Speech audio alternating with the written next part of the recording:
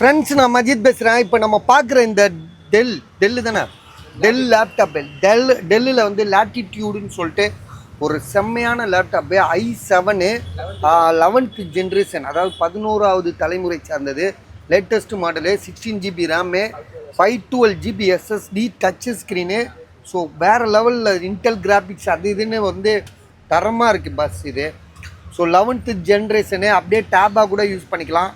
So இதோட price வந்து பார்த்திங்கன்னா உங்களுக்கு 33,500 33,500.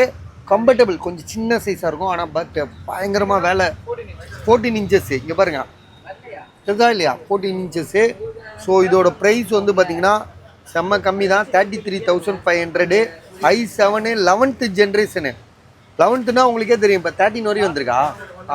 13 வரையும் வந்திருக்கு, இப்போ தான் லேட்டஸ்ட் மாடல் உங்களுக்கு. ஸோ இதோட ஐடியாலாம் உங்களுக்கே தெரியும். டெல் பிராண்டு வந்து வேறு லெவலில் இருக்கும் உங்களுக்கு.